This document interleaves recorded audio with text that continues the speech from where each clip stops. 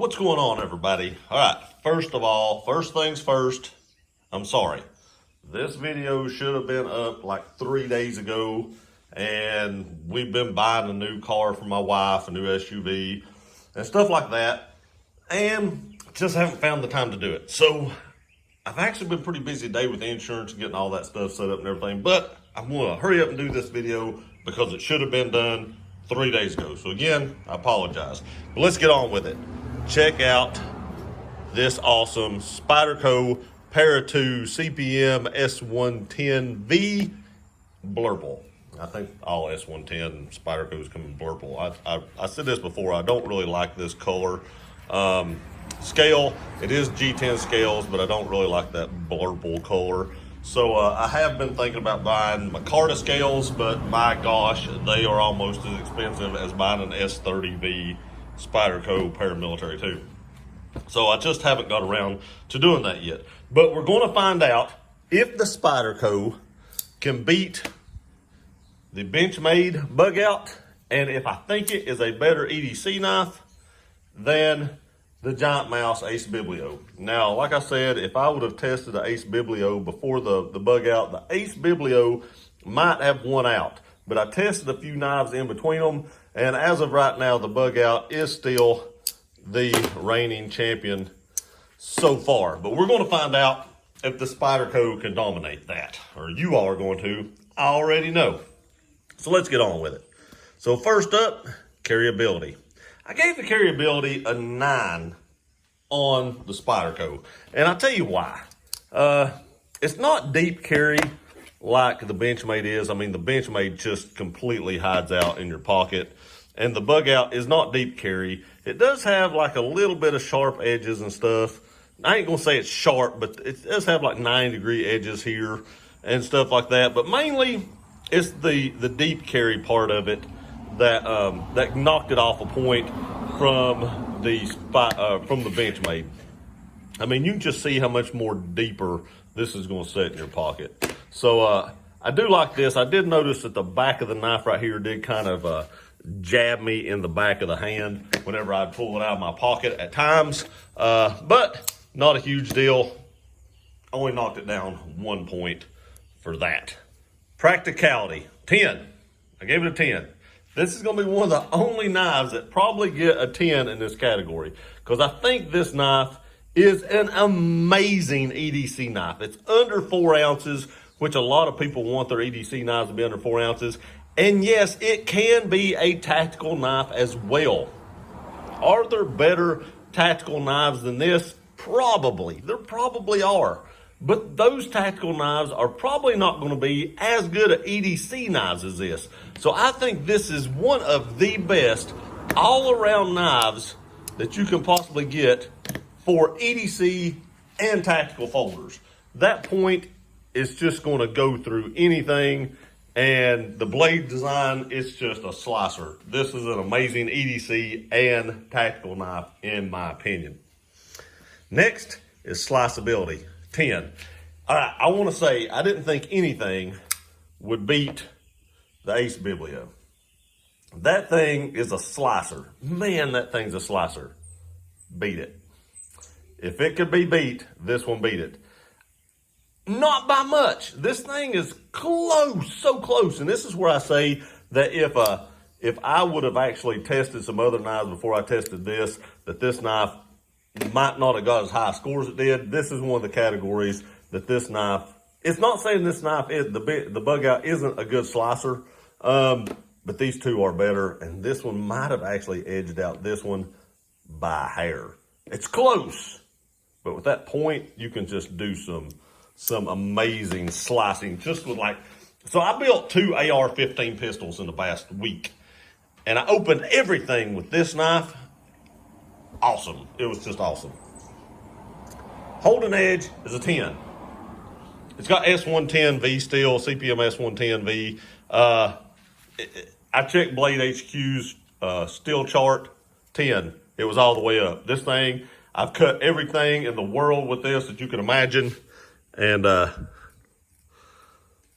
it's still just hair popping sharp. My wife doesn't like me to shave a lot of hair, but you can see right here that it just shaved that off. I mean, it's still just crazy sharp. It's not dulled at all, and I have cut a ton of stuff with this knife. Now, I'm sure it's going, on the opposite side, it's going to be hard to sharpen once I do get it dull, but once it's sharp for a long time. All right, warranty. I gave it an 8. That's pretty much the top score on most of these knives. We've talked about that in other videos. They have a great warranty. It's not as good as, like I said, the Uncle Henry knives used to be, where if you lost it, they sent you a brand new one. That's a 10, in my opinion. So 8's about as high as you're going to get on most knives, but it does have one of the top warranties in the market today. Next is materials, and I gave it a 9. I think it has great materials, has great blade steel. I like the G10 and everything. I'm in a micarta kick, and I think this would have been better micarta.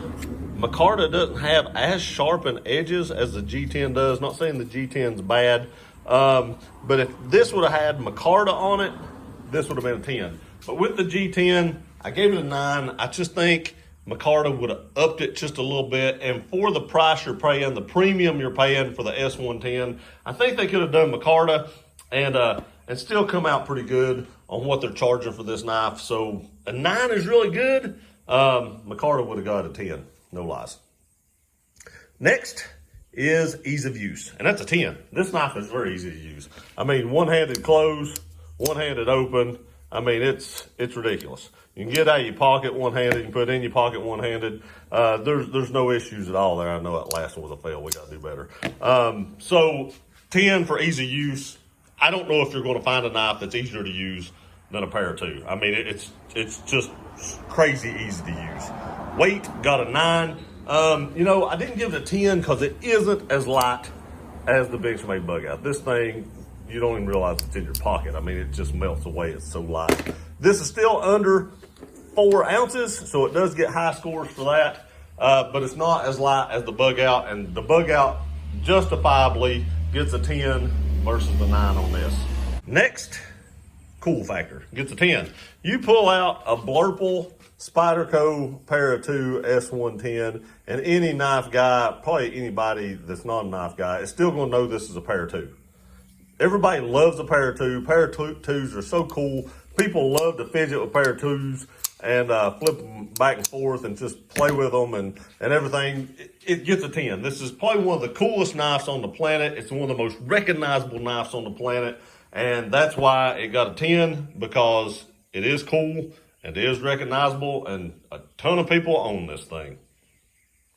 Last but not least is fidget factor, 10. Probably the best fidget knife almost made, other than a OTF. If you got an OTF, it's probably better than that. But that right there, I fidgeted with that all the time. Probably drove my family nuts. Flip, flip, flip, flip, flip, flip, flip. And they're like, oh!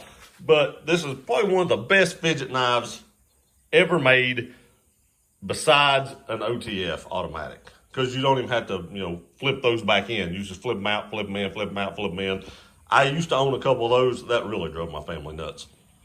But other than an OTF, as far as a folding knife goes, you're not going to get any better than this right here. No better.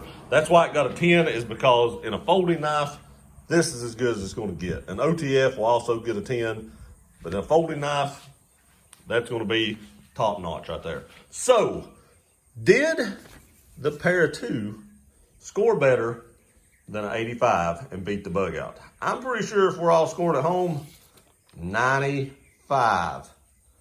That is a big score. Big score right there. That'll be hard to beat. And I think it's justifiably so with this knife. It is an iconic Spyderco knife. A lot of people do like the Para-3, but I still prefer the Para-2. I don't like small blades or short blades. I still prefer the Para-2 over the Para-3, and I think a lot of people do too. And this knife, being as iconic it is, owned by as many people as it is, and the cool factor and the fidget factor, I just think it's well deserved. Appreciate y'all watching this video. Please like, share, and subscribe. We'll see you next time.